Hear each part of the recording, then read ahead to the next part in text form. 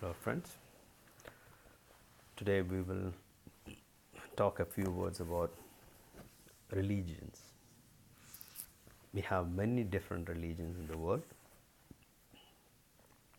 These religions appear to be different on the surface for various reasons. In some religions they worship idols, in some they don't.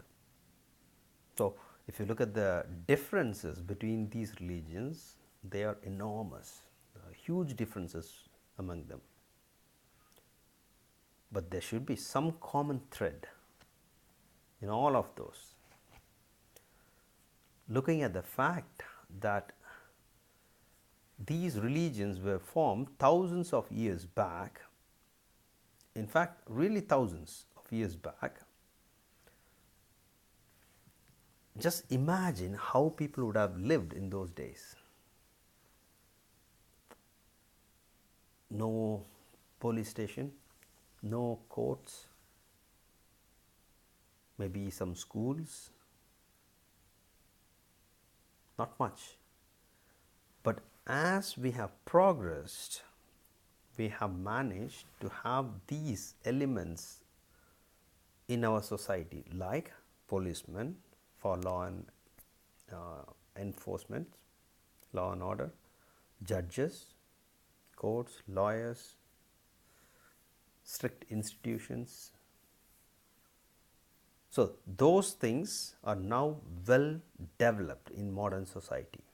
The way how we live, these are all included already.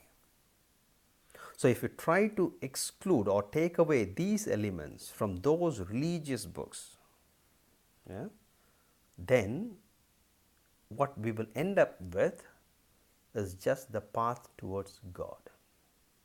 Ideally, a religion contains all of these. How should you live? This is sin. If you do such a sin, then you should be punishable like this. And then there will be another section, this is the way to reach God, and so on. So if you take away all those elements which are available in the modern society, then the path towards God will be the only thing left.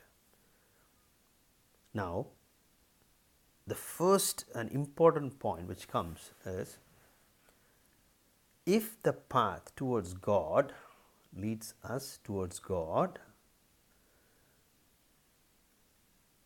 are we going to meet God after death or while we are alive? Are we going to see God when we are alive or after death? In most of the religions, people believe that they will see God after death, because God is not a common commodity. He is not to be found on the roads. So they have assumed that one can see God after death. Like in Bible, they call it as heaven, Shivaloka, or those are all stories. Do we know where we will go after death? No one knows. If we say that we will see God after our death, then all the strong characters in the Bible, let's say Abraham, Moses, Jacob, Solomon, Daniel, David, whoever it might be, they all saw God when or while they were alive. When they died, that's it, end of story. Nothing more to say.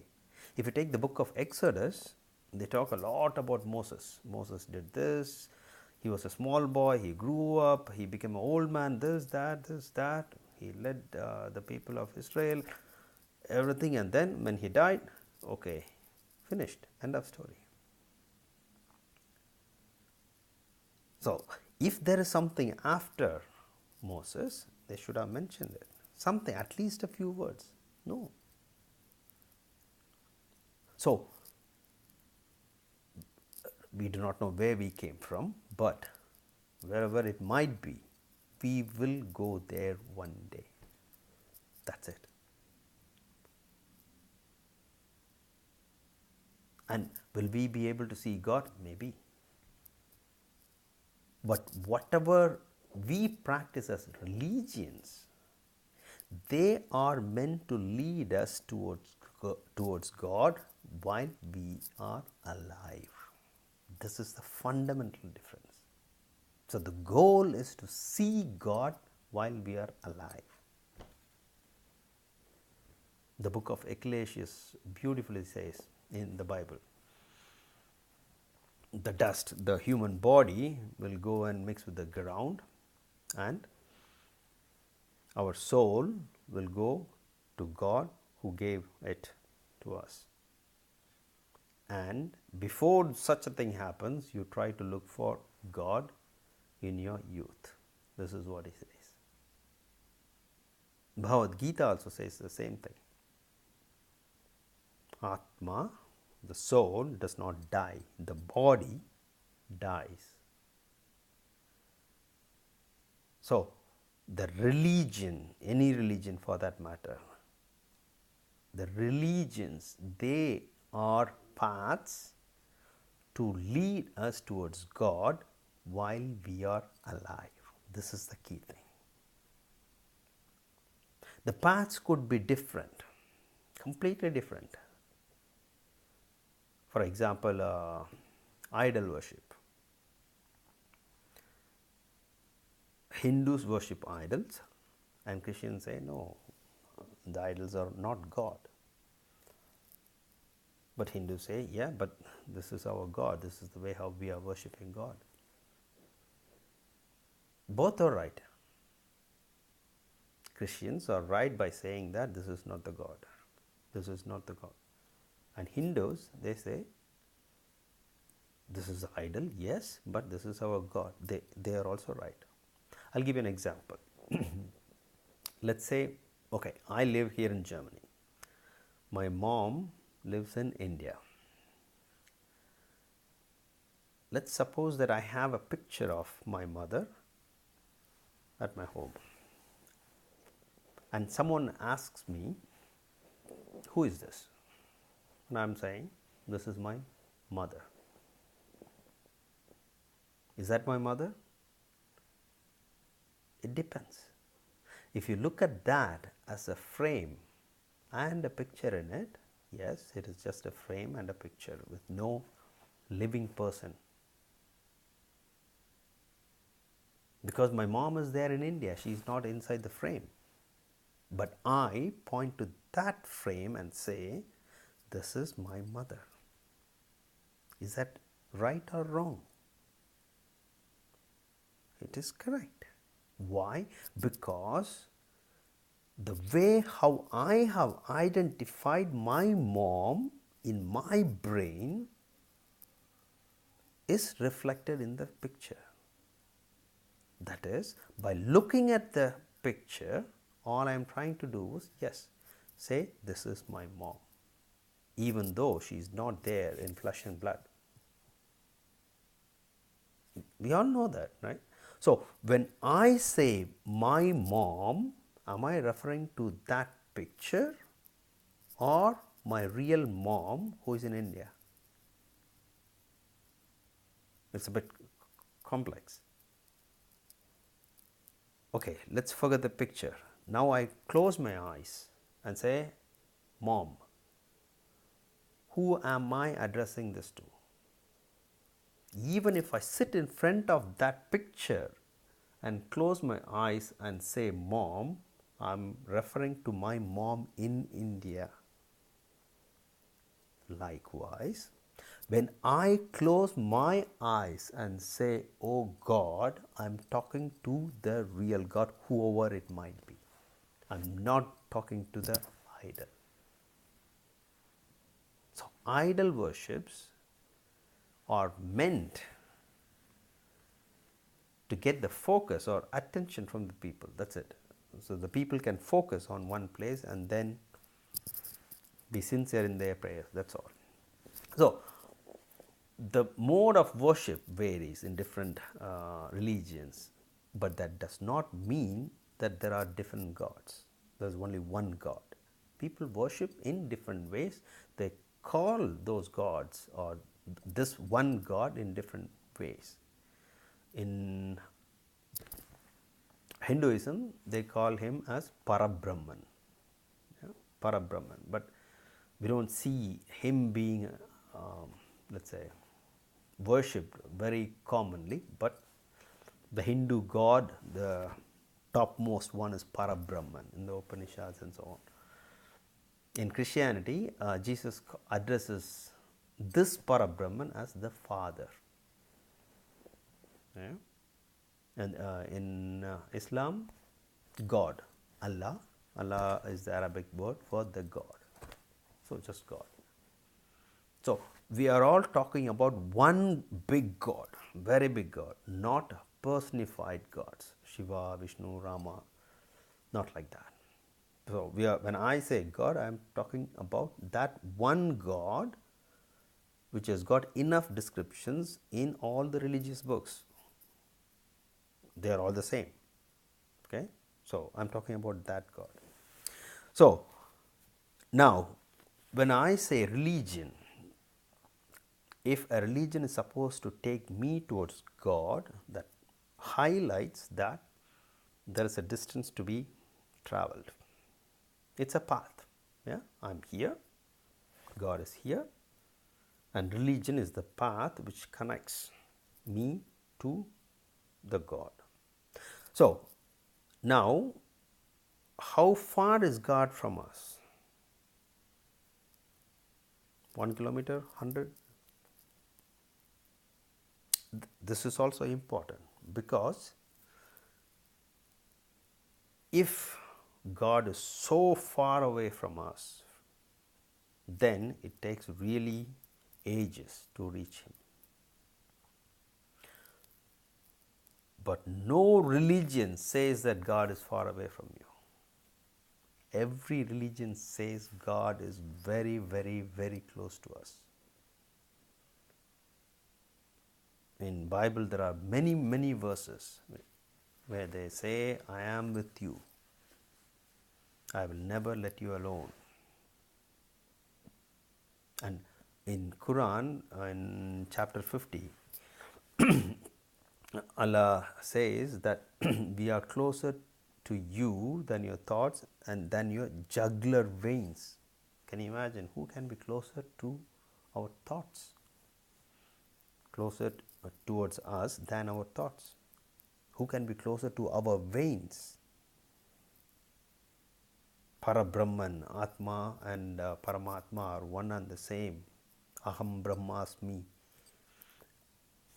See, God, what all these verses refer to is God is not far away from us. He is very, very, very close to us. It's all the same in all religions. If someone is going to tell us that, okay, God is far away there, then you can almost be certain that he is trying to cheat you. Or maybe he does not know. That's all.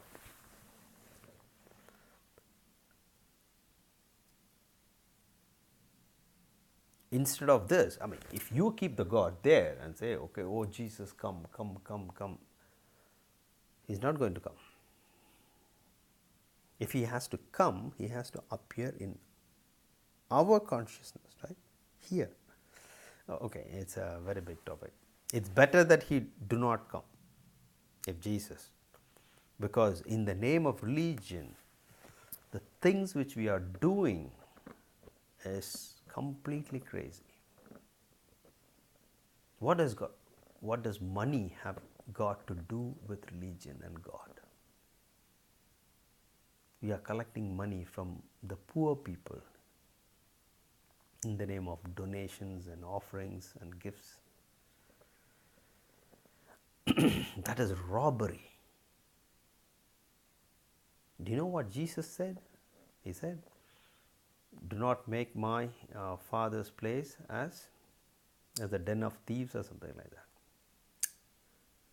and he was fighting and he was kicking people around, and we happily collect the money. And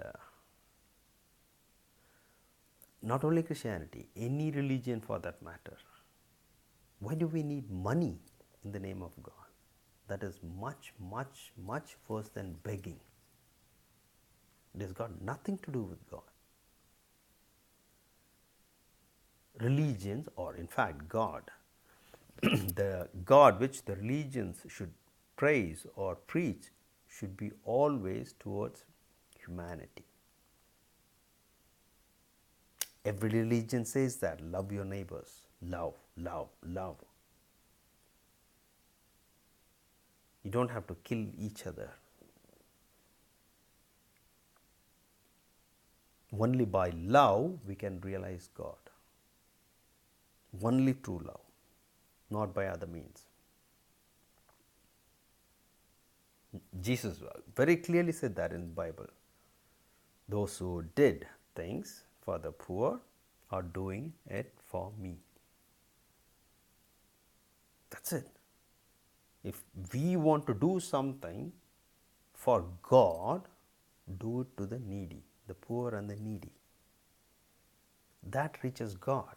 Instead of, let's say, just imagine you are holding a bunch of cash or money or gold, and there will be so many beggars sitting on the road which leads towards the temple, and you cross all those beggars with a hard heart, and then you go inside the temple and put the cash as donation. Do you think that God, your God, will accept? No.